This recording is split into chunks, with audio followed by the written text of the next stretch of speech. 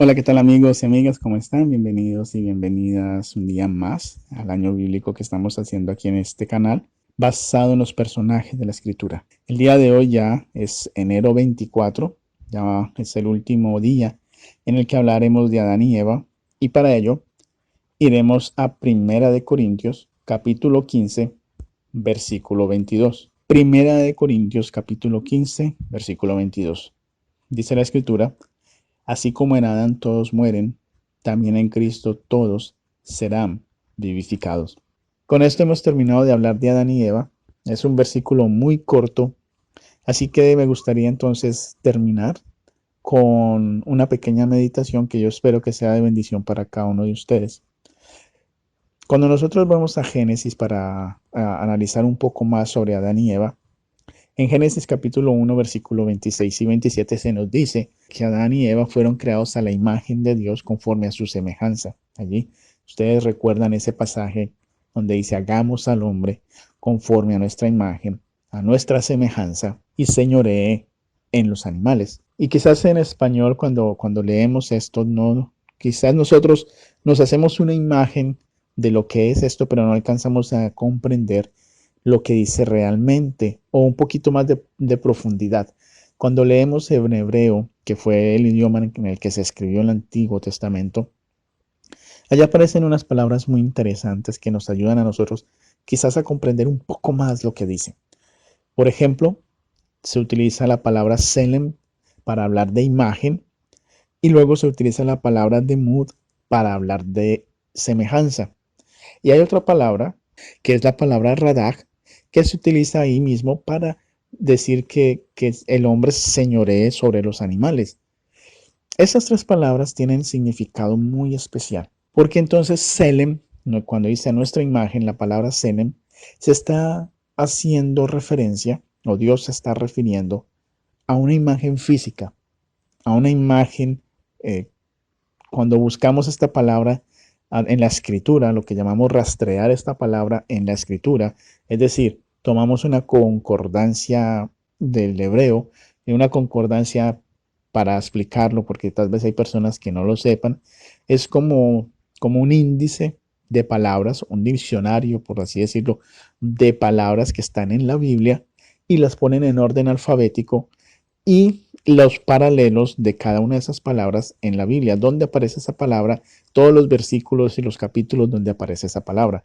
Por decir algo, la palabra hijo, entonces está por la H en orden alfabético, luego hijo, y nos va a mostrar todos los pasajes en donde aparece la palabra hijo. Eso es una concordancia. Cada Biblia, cada versión tiene su concordancia. La Reina Valera de 1960 tiene su concordancia, lo mismo que la del 95, la 2000. La Biblia de las Américas tiene su concordancia, la Nueva Versión Internacional también, porque hay palabras que cambian dependiendo de las traducciones, cambian mucho, así que la concordancia también tiene que cambiar.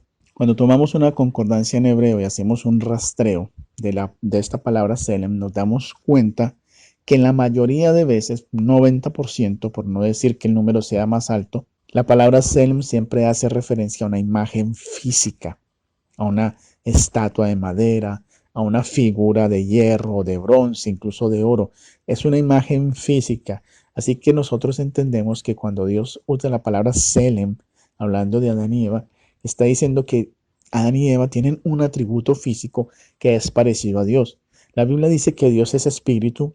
Nosotros pensamos que Dios no tiene algo físico, pero los escritores de la Biblia siempre como que dibujaban o pintaban a Dios teniendo un cuerpo físico como el de nosotros. Así era como Él se presentaba a los seres humanos. Nosotros podemos ver, por ejemplo, en Isaías 6, que Isaías ve a Dios sentado en el trono, en un trono alto y sublime, y lo está viendo sentado con un cuerpo. No le ve el rostro, pero está viendo un cuerpo.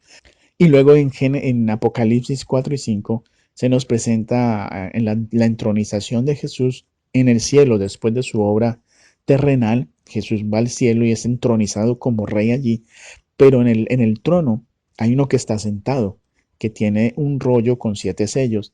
Y ese que está sentado se describe teniendo un cuerpo físico como el de los seres humanos, pero no se describe su rostro porque no permitía que se le viera el rostro en visión. Así que Cuando el autor de Génesis, que es Moisés, usa la palabra Selem, que Dios le inspira para hablar esa palabra, es para decir que los seres humanos tenemos el atributo físico similar al de Dios, teniendo en cuenta siempre que Dios es un ser divino, glorificado, que nuestra mente finita no alcanza a imaginarse lo infinito. Pero Dios nos hizo así, con ese atributo. Y luego la palabra demut, que es la otra palabra para hablar de la semejanza. En algunas ocasiones se utiliza para hablar de cosas físicas, pero en la mayoría de veces también se utiliza para hablar es del intelecto, de la parte personal, de los atributos personales. Así entendiendo esto, vemos que el hombre fue hecho a imagen de Dios físicamente, a la semejanza de Dios, todos sus atributos. ¿Cuáles son los atributos de Dios? El amor, la paciencia, la bondad, el respeto, todos esos atributos, toda esa ley moral que Dios puso en nosotros, son los atributos que Él nos dio, que fueron puestos en nosotros, porque somos hechos a su semejanza también. Y luego la palabra radak es la palabra que dice que el hombre se enseñoreará de los animales, pero en realidad la palabra allí, más que enseñorearse o ser dueño, es gobernar. ¿Y qué es gobernar? Gobernar es dirigir, es administrar. El hombre estaba llamado a administrar la creación, así como Dios es el administrador de todo el universo. El hombre en esa esfera que era el huerto del Edén estaba llamado a ser el administrador, a administrar el huerto del Edén. En alguna ocasión, cuando en el futuro podría ampliar este tema un poco más, pero por ahora lo resumo de esta manera. El hombre fue puesto allí, Radak, para ser un administrador del huerto del Edén y de toda la tierra a su alrededor. Es por eso que Dios le manda a los animales para ponerles nombres, porque el hombre tenía que ser el administrador de todo eso. El hombre administraba el huerto, el hombre administraba los árboles que estaban allí, administraba los animales. En esa esfera de acción, el hombre era similar a Dios. Así que tenemos que el hombre, para concluir, fue creado a imagen física, se le dio la semejanza, los atributos personales de Dios, y se le dio la capacidad de administrar, se le puso como administrador del huerto, así como Dios es el administrador del universo. Pero en el capítulo 3, ustedes saben la historia, lo acabamos de leer un par de días atrás, entró la serpiente y dañó la creación. Y nosotros podemos ver cómo esa creación se dañó de tal manera que el hombre se pelea con Dios, el hombre se esconde de Dios. Lo que antes había una comunicación con Dios, ya no la hay. Y luego el hombre se pelea con su pareja, le comienza a echar la culpa a la mujer. Y luego la administración del universo se daña, del espacio, de la esfera, perdón, del hombre se daña. Esa administración, porque ahora las bestias comienzan a perseguir al hombre para matarlo. El hombre se degrada, se daña su imagen física porque ahora va a comenzar a morir, va a comenzar a envejecer. Luego también se degrada su semejanza de Dios porque aparte de los atributos que Dios le había dado, ahora él adquiere atributos del mal, como el odio, la venganza, el deseo de matar, como sucedió con Caín. Por lo tanto, la imagen, la semejanza y el señorío o la administración que Dios pone en el hombre, con la entrada del pecado, todo eso se daña. Es por eso que Primera de Corintios, capítulo 15, versículo 22, que lo leímos hoy, dice que por un hombre Adán entró el pecado, porque por Adán se dañó la imagen de Dios, pero que en Cristo todos serán vivificados. Es decir, en Cristo la imagen de Dios será restaurada.